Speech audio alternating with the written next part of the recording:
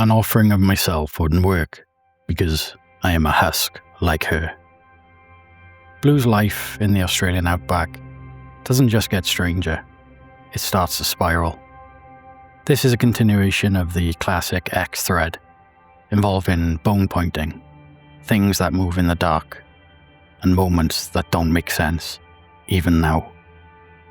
Eyeballs where they shouldn't be, creatures that shouldn't exist. Because when this happened, no one laughed it off. It wasn't a story, it was a problem, and it had to be put right. By the end of this, that one line, I am a husk like her, won't sound so metaphorical anymore. This is Blue. When I was 10, my baby sister was a squalling little thing, pink and pudgy. My parents were fighting, so my mum packed us all up and brought us to Aunt Vav's house while my dad was working away. I think my mum was lonely. It seems to be a trait in my family, being lonely.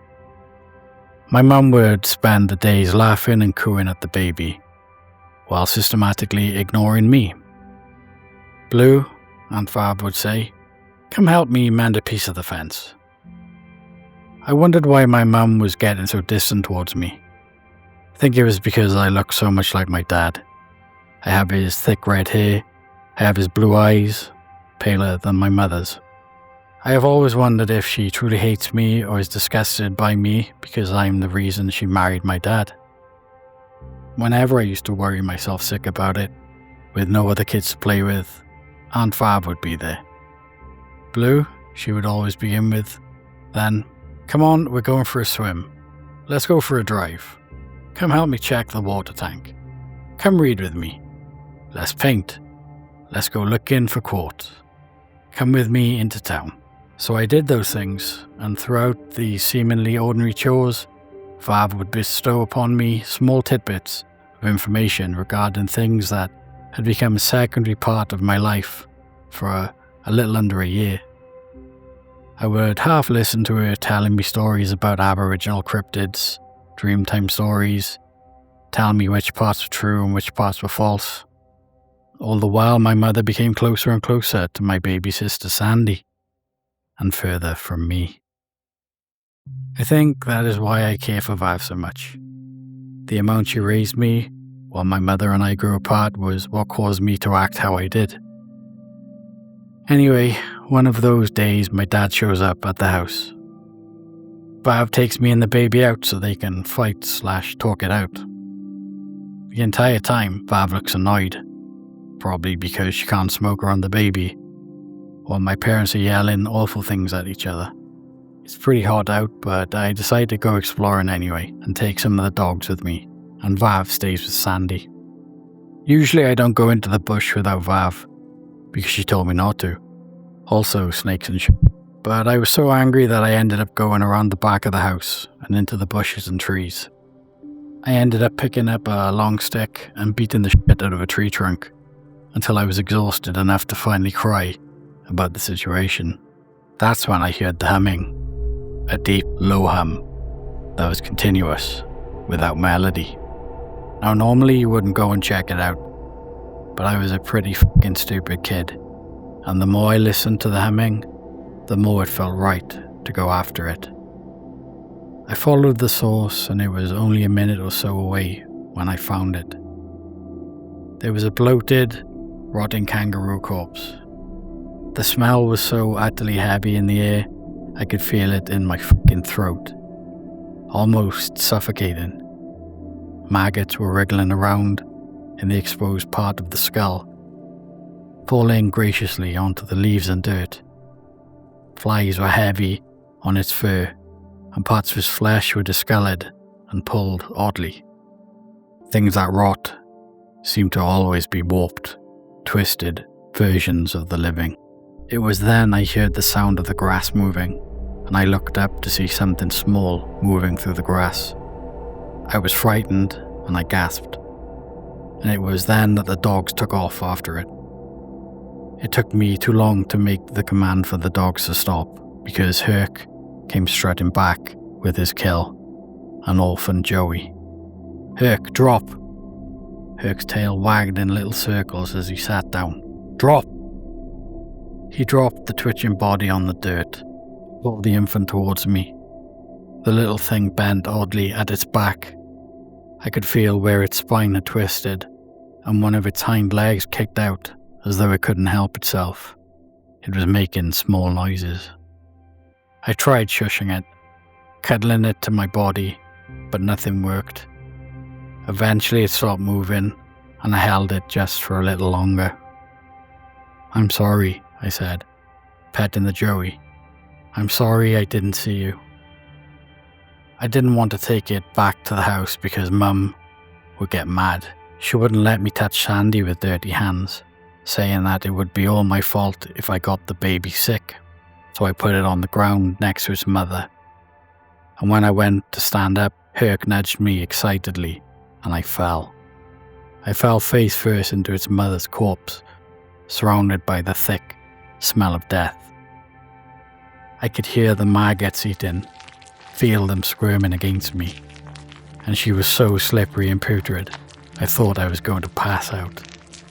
I couldn't even scream, because I didn't want to open my mouth, but my hands closed around something inside of the kangaroo, something solid and hard, and when I pulled myself up so I was kneeling, I kept going.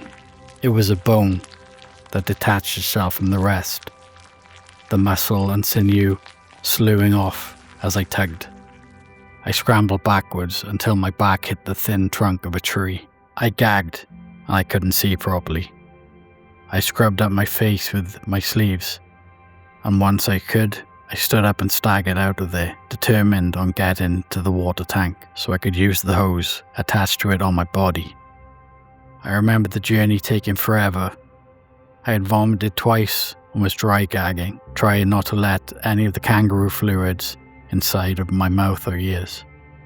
Bav and the baby were on the other side of the house, but Herc was covered in crap too, and he took off towards where she would be. By the time I reached the water tank, I could hear a crunch of boots on some of the dry ground. "Blue? What the f? You okay? Is that blood?" My dad came over and dragged me towards the water tank, ripping the hose off its holder and spinning the handle until water came flooding out. I gasped and clawed at him blindly, one hand still curled around the length of bone I had pulled from the kangaroo. My dad was patting me down, wiping the gore off me with quick, efficient scrubs of his hand as he directed the hose over me. "Clothes off, Blue. Come on, we have to get the blood off." Dad pulled off my shirt, getting me to bend at the waist so it came off easier without pouring the gore water down my body again. Then my pants and underwear, my shoes and socks. "Are you hurt?" my dad kept asking, and I kept shaking my head no.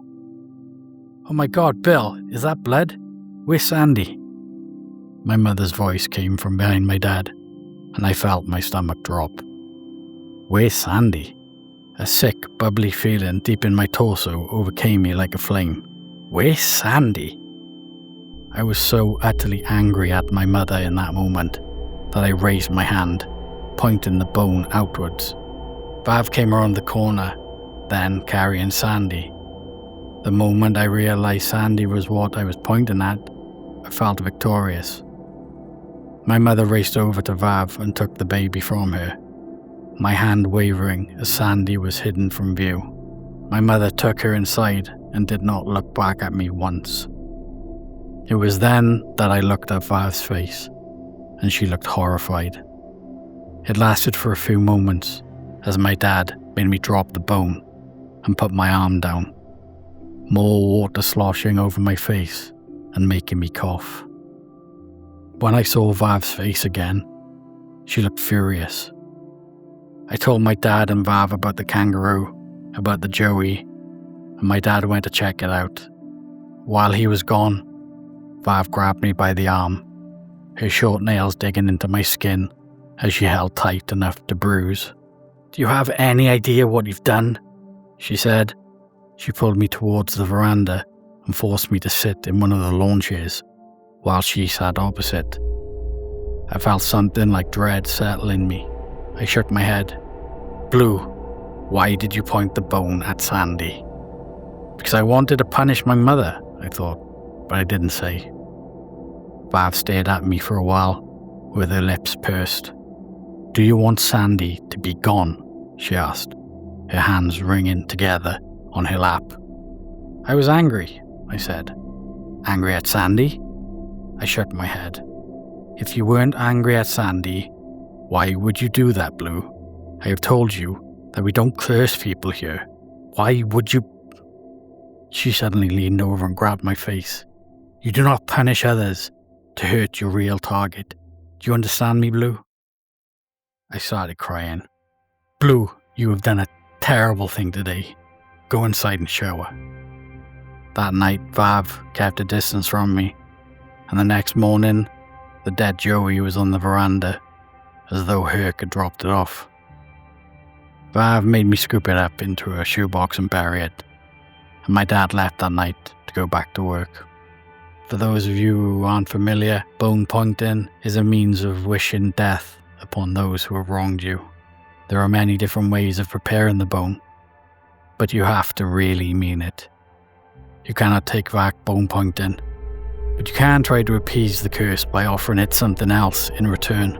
Vav said an offering of myself wouldn't work, because I am a husk like her. She asked me if I wanted to use my mother, but I said no. She asked me if I wanted to use Herc then. I said no. That night, Vav went out in her truck and didn't come back until it was very late.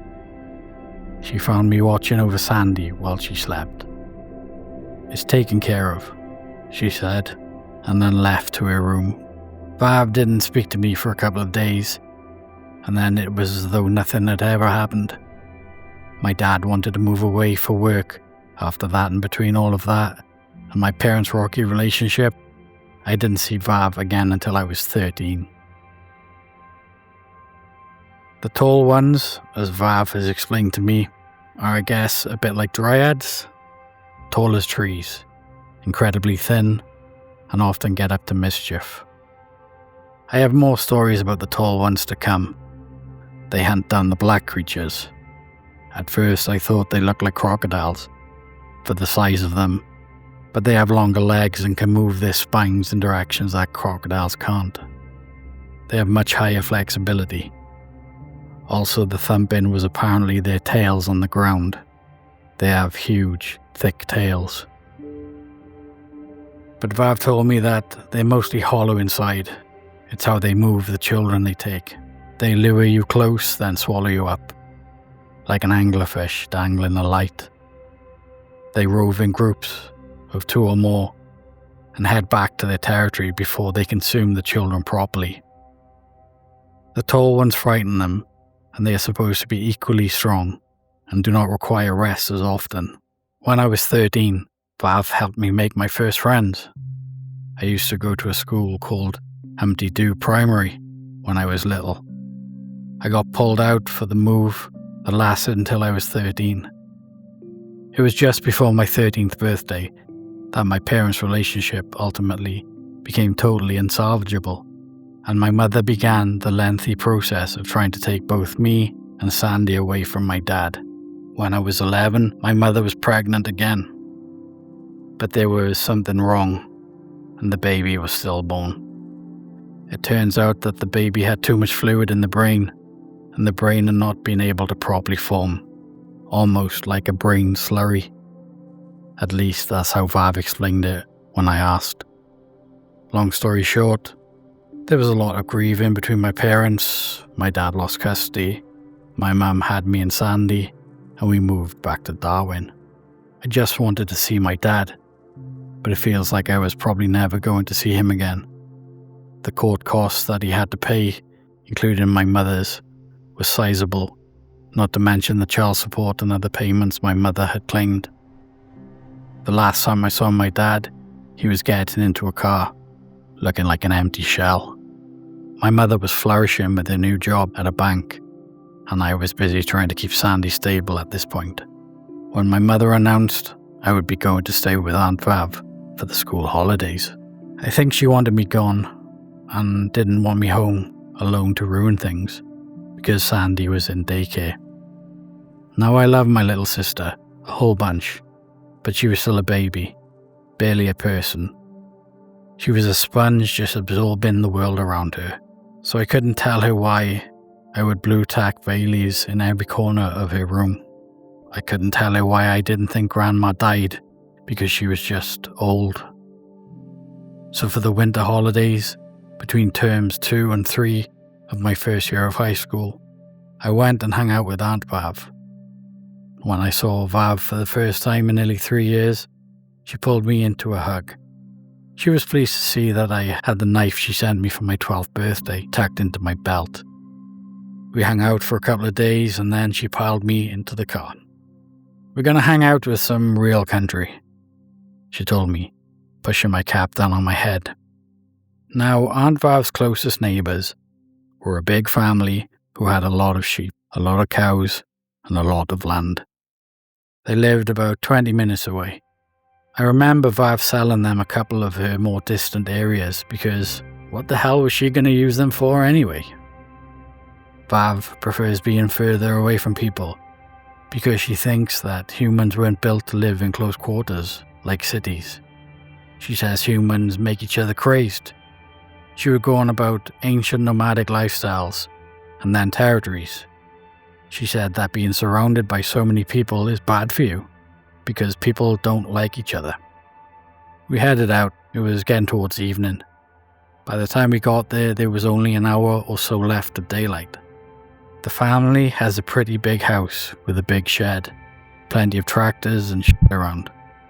I briefly met the adults before Vav handed me off to the kids. There were 10 of us, 3 siblings, blonde and old boys.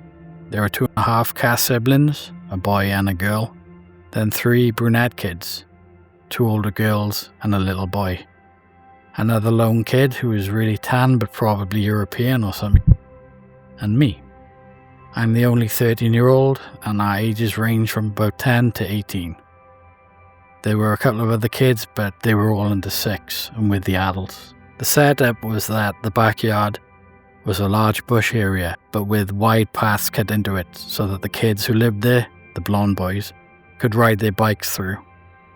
One of the brunette girls was the oldest, and I could tell she was just hanging out with us because she was on babysitting duty. The half-caste boy introduced himself as Rabbit, and I realised it was because he was born with a cleft lip and palate, known as a hair lip, and was missing one of his front teeth. So I guess it made sense. The scar was a pretty prominent feature of his face, but he spoke pretty well. He was 15. When I was introduced as Blue, a couple of them tittered. Blue the redhead.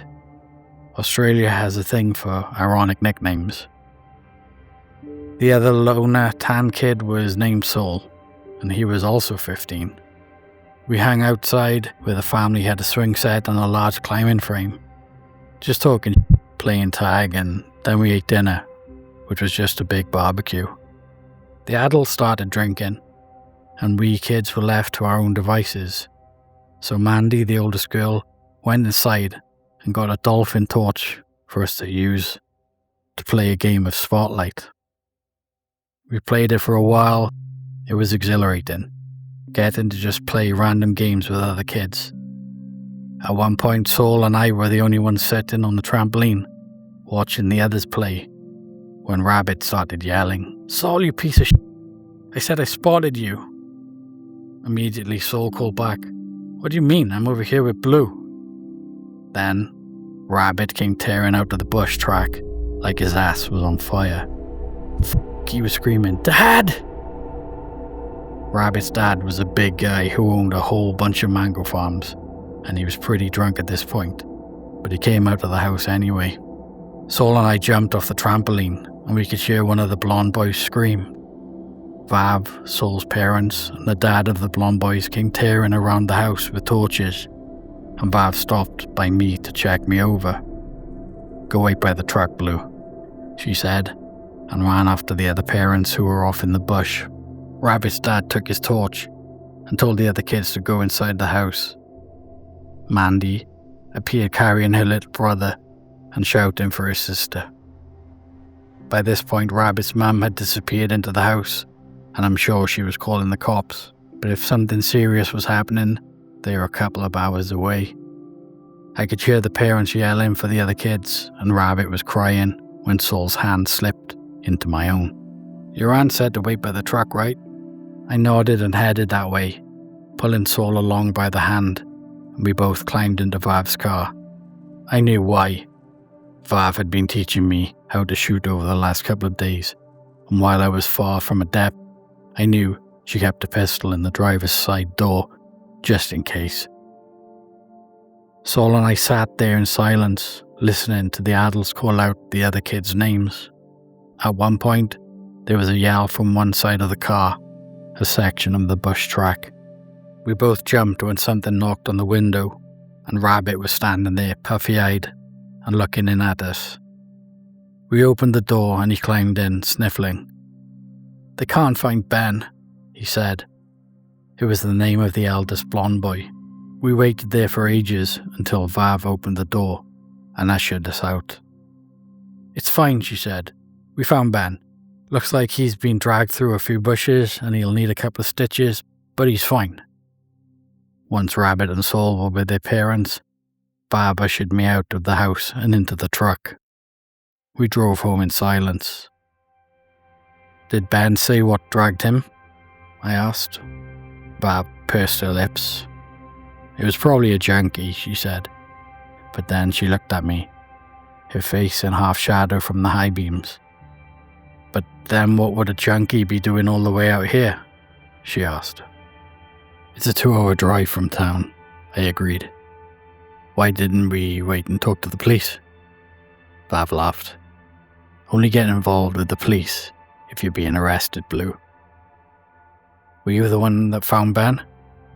"It was me and Kurt, who was Ben's dad." "Was it a junkie?"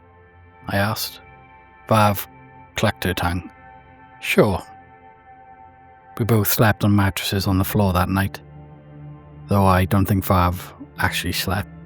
Towards the end of the holidays, Vav went missing for a couple of days. A friend of hers she called Animal came up and said she was itching to go on a hunt. He was this huge white guy, covered in tattoos and looked like a bikie. Vav said that I'd be staying with the blonde kid's family, and that if she wasn't back the next day, to stay with them until they found her body, Animal's body, or her truck. She laughed then and blew her cigarette smoke out of her nose. She said she was going to take care of the predators lurking around our area. She packed herself, Herc, Ripper, Boof and Banjo into her truck. Animal had 2 dogs of his own that went in the tray, and they left after dropping me off. I didn't see Vav for 3 days. On the 4th day, her truck rumbled up to the house, and I'd been playing basketball with Ethan and Daniel, the 2 youngest boys. Ben stayed inside. I went over to her and noticed she was holding herself oddly. Banjo and Ripper were gone. One of Animal's dogs was in the back, but no Animal. Shelley and Kurt came out, the boys' parents, and had a conversation with Vav, who accepted 2 envelopes from them. I said bye to my neighbours, friends, and on the way home, I was itching with questions but didn't know where to start. "What was the envelope for?" I asked. "Services rendered," Vav replied, then turned up the radio. Garth Brooks made it impossible to talk anymore. When we got back to her place, Vav hosed blood out from her truck tray. I wanted to ask questions about where Animal was, about what she was hunting, if she was successful, but she had to have been. She'd come back, hadn't she? But Vav is terrifying. Sometimes she looks at people the same way she stares down a kangaroo. It's the most attached, lingering stare, hungry. It's like she doesn't see a person, but she sees only parts. Vav is a predator, through and through. That night she spent 4 hours in the bath with a bottle of Jack Daniels. She was shivering when she came out in her pajamas. She stared almost unblinking at the TV, until she went to bed. The new dog was named Joe. When I was 14, Vav finally decided to let me help. I'd seen some but they don't really deserve their own stories.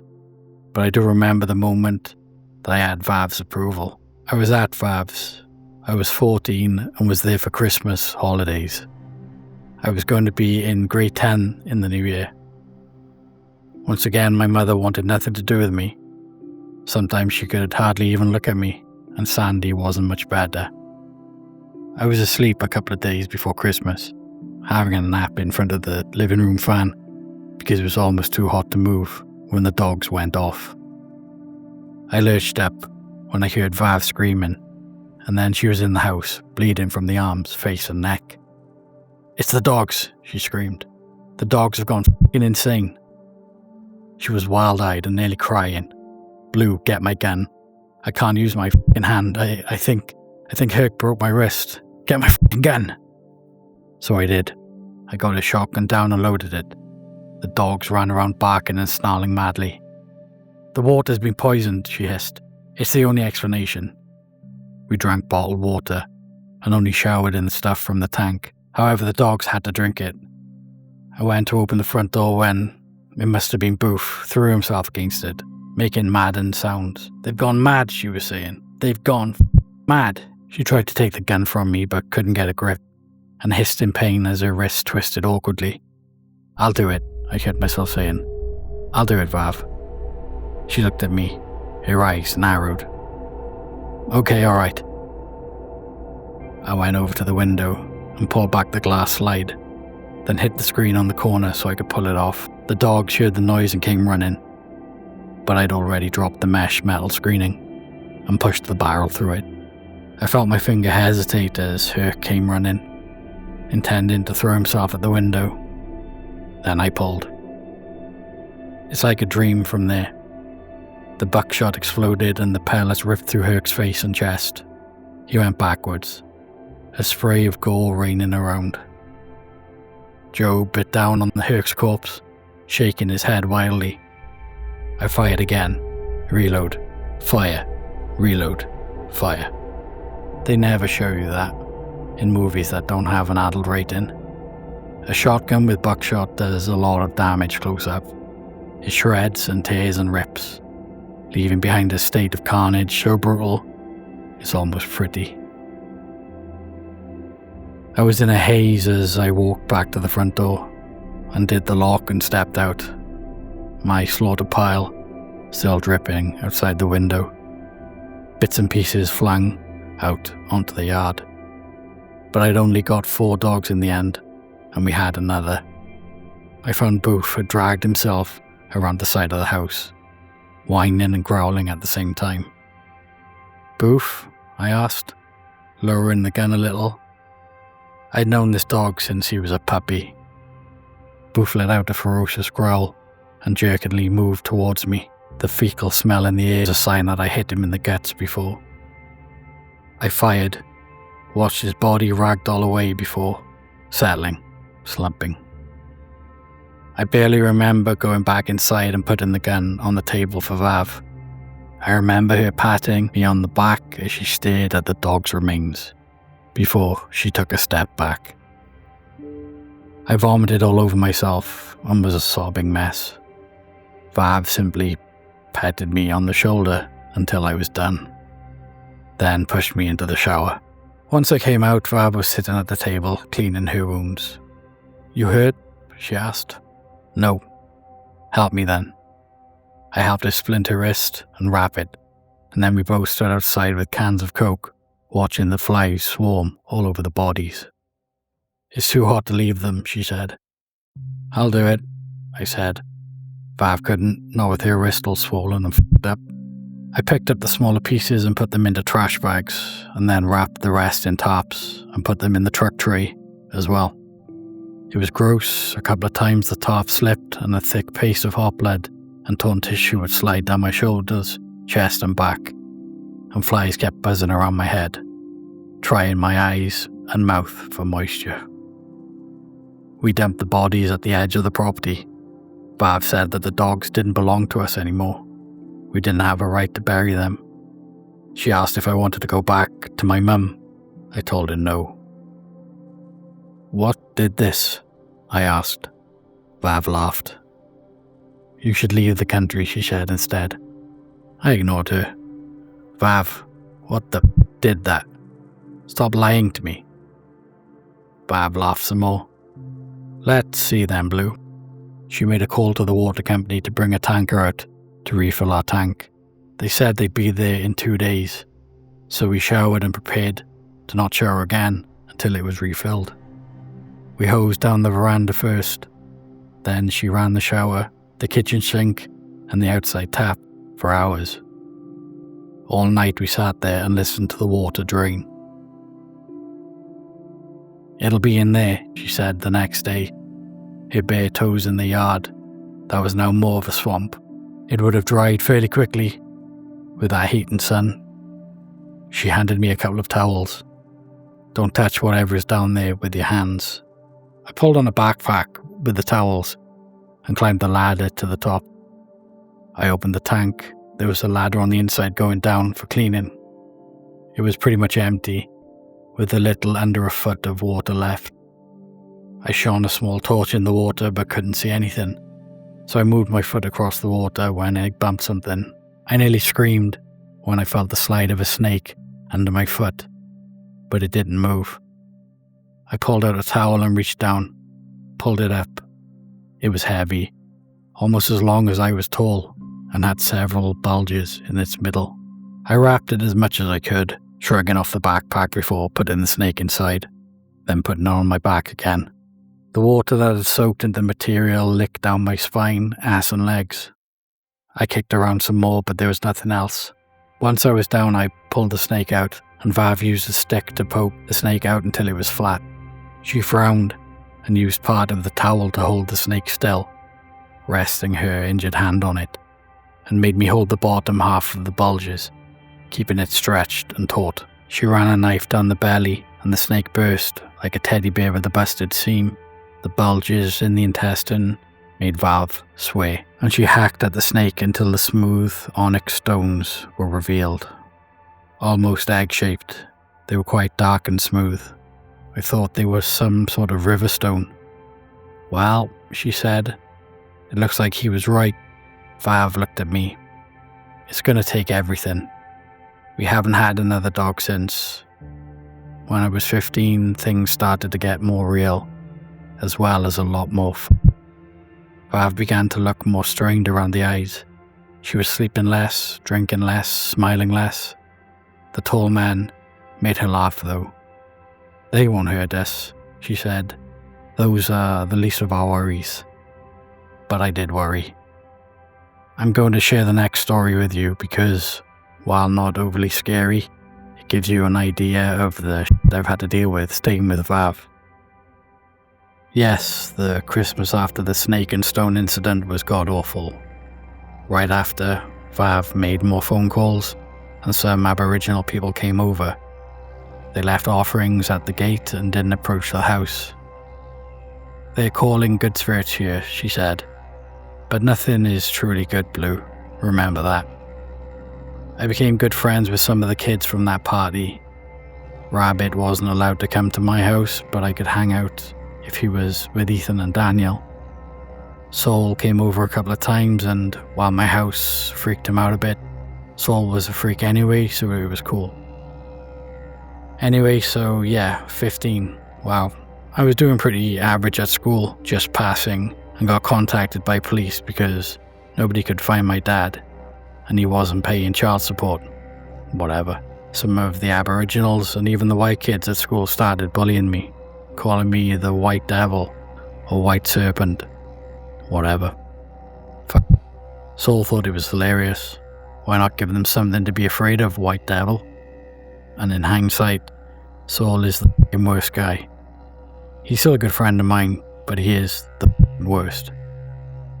Once more I found myself below Darwin, near Vav's house. At this point, we had geese. Let me tell you something right here, right now. Geese are excellent guard dogs. However, geese will protect your house from anything. including you. Geese are the absolute worst. Also, they are generally terrifying, but I haven't been able to stomach the thought of having another dog.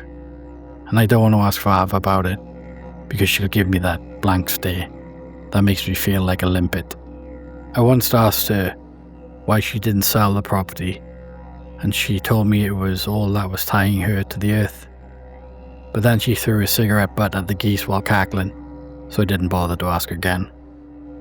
Anyway, Vav's toilet, if you hadn't already guessed from the first couple of posts, is a f***ing outhouse.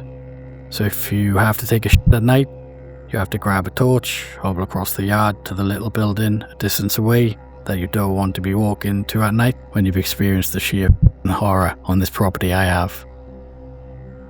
A couple of times it was random, like a frog that was sitting under the lip grabbed my ass. Now when we had the dogs it was cool. They generally wake up at the commotion of me walking through the dark, torch in hand, and come chill outside the toilet while I took safety first, you know? However, geese are never your friend, and geese do not give a f*** about you. Why? Because geese are the worst. It was on one of these nights I woke up with the need to toilet badly. Now I f***ing hate this feeling, but nature calls. I have, however, started carrying a machete with me. So juggling my torch and machete, I made it to the outhouse, and I'm sitting there doing the do, when I hear something's footsteps approaching the place. Let it be known that I was not a happy camper at this point, but first I'm going to give you a little more background on the tall men. They are mischief makers at their most basic. They like to with people, moving around, breaking scaring the out of you. To these guys it's all in good fun. However, all in good fun becomes terrifying when the guys doing it are taller than the house and pretty much invisible unless you see them, in which case they're even more terrifying, because the closest thing I can think to compare them to is that stick insect from Bug's Life. So this asshole, let's call him Jeff the tall man, had been lurking around for a while now and will continue to do so unless we remove all the trees or stop the offerings on our land. At this point, I'm about ready to torch the whole place because I do not have the time for Jeffrey, because I'm scared and I'm trying to take a shit. My anus slammed shut like some Indiana Jones tomb trap. Say f*** you, Jeff, out loud on my behalf. It'll make me feel better about how much rage I hold for Jeff, the tall man. You, Jeff. So anyway, I'm fairly sure this is Jeff outside, because this is the 5th time he's done this. Jeff, man, please go away. And then there's this soft thump on the roof as Jeff leans his elbow on it or something. I don't know, but I was ready to hulk out. And then something hums, and I hear Jeff leap away. Like Jeff is gone. Jeff is out of here. Now, why would Jeff leave? Because somebody is humming outside. Somebody is out there humming. So I decide to chance the Vav? I wait. The humming stops. Vav. At this point, mission is a complete disaster, and I'm wiping while I'm standing and trying to pull my jeans, because that was definitely a man's hum, and it frightened away Jeff. At this point, I'm so unhappy I consider remaining inside the tin until daylight. But I really didn't want to die inside the tin, so like the f***ing genius I am, I open the door, torch in one hand, machete in the other, and this guy steps right past the door. However, some sort of PTSD since I've had to deal with it occurs, and I react in the opposite of taking things well. I swing the machete forward, and it passes through this guy. And he stops and just looks at me.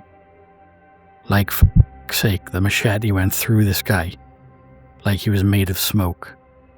And my rational brain would later tell me that sometimes spirits of the dead linger at places of unrest, who crave companionship and travel in packs. My exact reaction is to make the noise of a frightened origami kitten and pass out for a solid 0.5 of a second. So I stumble because creepy you can physically hit is one thing, but I don't do ghosts. I will never do ghosts. After that, the situation just devolved into me trying not to put out enough bricks to rebuild the pyramids and turning into the Flash to make it back to the house. Ghosts are terrifying, okay? Because ghosts were once people. Ghosts are not something you can rationalize into being an animal. Ghosts, from my experience, cannot be killed either.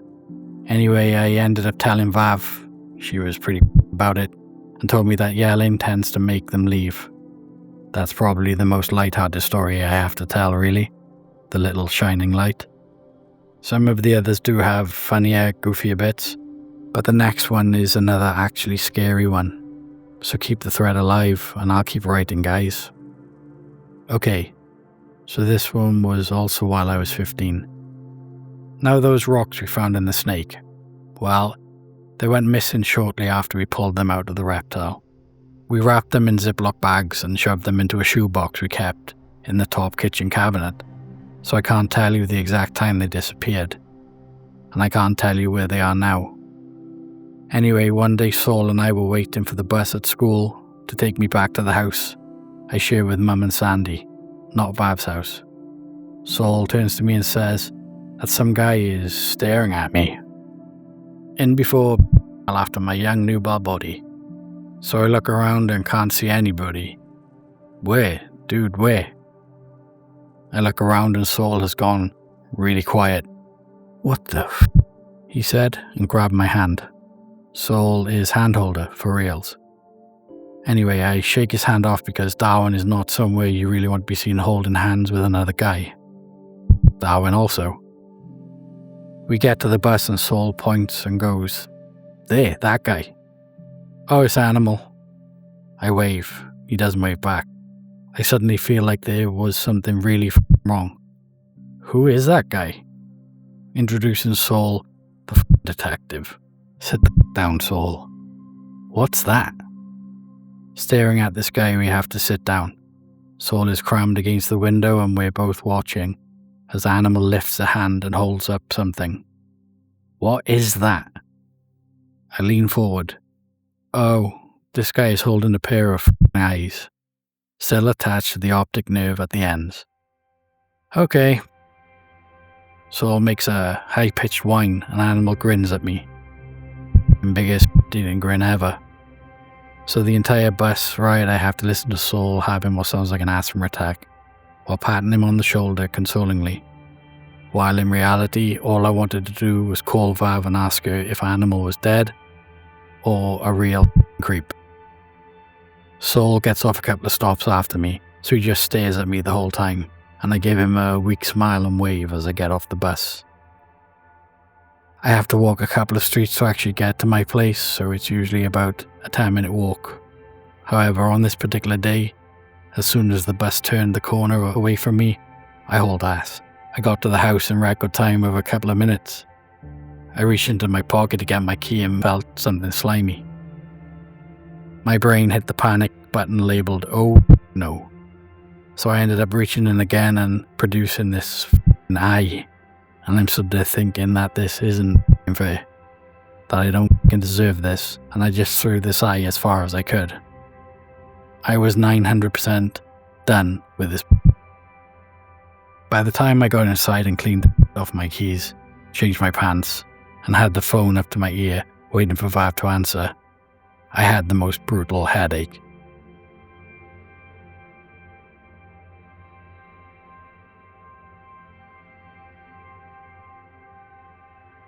An offering of myself wouldn't work, because I am a husk, like her. At the start, that just sounded strange. But after everything Blue describes, the bone pointing, the way Vav reacted, the fact she didn't question it for a second, it starts to sound like a rule. Something was owed, and something had to take Blue's place.